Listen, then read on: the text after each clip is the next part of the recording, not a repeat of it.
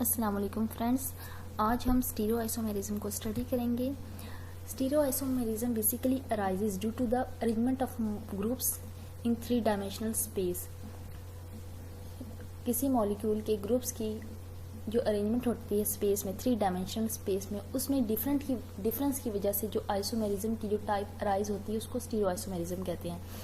अगर हमारे पास pair of stereoisomers है तो उनमें हमारे पास मॉलिक्यूलर फॉर्मूला भी सेम होगा, उनका स्ट्रक्चर फॉर्मूला भी सेम होगा, इवन के उनके आयोपैक्ट नेम्स भी सेम होंगे, लेकिन उन मॉलिक्यूल्स का, उन स्टीरियोआइसोमर्स का स्टीरियोकेमिकल फार्मूला डिफरेंट होगा। स्टीरियोकेमिकल फार्मूला का मतलब ये है कि जो उनके ग्रुप्स की ओरिएंटेशन है स्पेस में वो डिफरेंट होगी।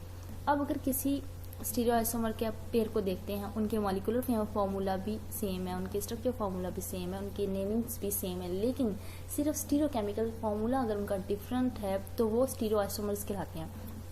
जैसे कि हमारे पास यहाँ पे एग्जांपल है ब्यूटीन की। अगर आप ब्यूटीन का फार्मूला देखें तो इसका फार्मूला C4H8 है और इसका स्ट्रक्चर फार्मूला भी इधर ड्रॉ किया गया है।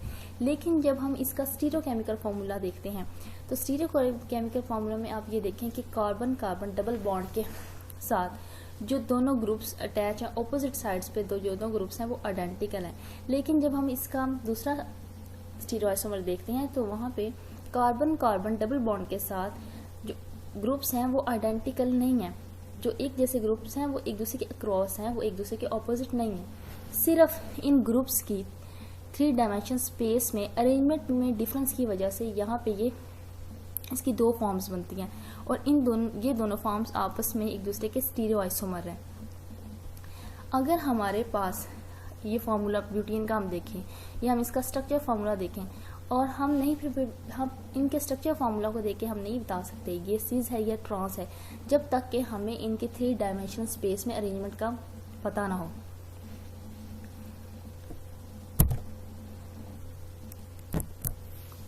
इसी तरह फ्रेंड्स हम एक और एग्जांपल देखते हैं। हमारे पास है ग्लूकोज। जैसे कि आप देख सकते हैं कि ग्लूकोज के यहाँ पे 2 मॉलिक्यूल्स हैं, ये दोनों स्टीरियोआइसोमर्स हैं, एक ग्लूकोज डी है और एक ग्लूकोज एल है।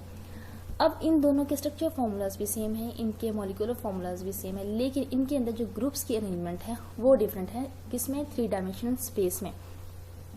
अगर आप ग्लूकोज डी को देखते हैं तो यहाँ पे जो हाइड्रोक्सिल ग्रुप है वो राइट साइड पे है, जबकि ग्लूकोज एल में हाइड्रोक्सिल ग्रुप मॉलिक्यूल के लेफ्ट साइड पे है। सिर्फ एक ग्रुप की ओरिएंटेशन चेंज होने की वजह से दोनों ग्लूकोज के मॉलिक्यूल्स की प्रॉपर्टीज बिल्कुल डिफरेंट हो जाती हैं। जैसे कि डी ग्लूकोज है वो तो इजीली डाइजेस्ट हो जाता है ह्यूमन स्टमक में, लेकिन ग्लूकोज एल को ह्यूमन स्टमक डाइजेस्ट नहीं कर पाता। ग्लूकोज एल सिर्फ एनिमल्स के ही स्टमक में डाइजेस्ट होता है।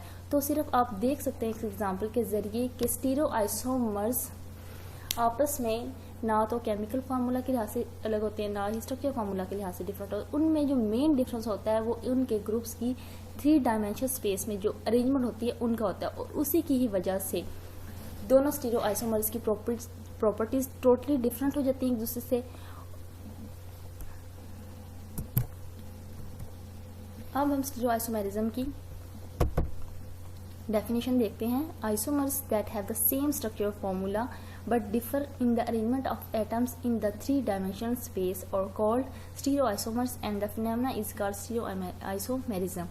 जैसे कि आप इस डेफिनेशन में भी देख सकते हैं कि जो हमने बात की है अभी थोड़ी देर पहले कि स्ट्रक्चर फॉर्मूला तो सेम होंगे उनके, लेकिन सिर्फ ग्रुप्स की 3 डायमेंशनल स्पेस में जो अरेंजमेंट है उसमें डिफरेंस की वजह से स्टीरियोआइसोमेरिज्म होती है। और जितने भी कंपाउंड्स जो स्टीरियोआइसोमेरिज्म शो करते हैं उनको स्टीरियोआइसोमर्स कहते हैं। और इंशाल्लाह हम अपने नेक्स्ट लेक्चर में स्टीरियोआइसोमेरिज्म की फर्दर क्लासिफिकेशन पढ़ेंगे और उनको हम डिटेल से स्टडी करेंगे।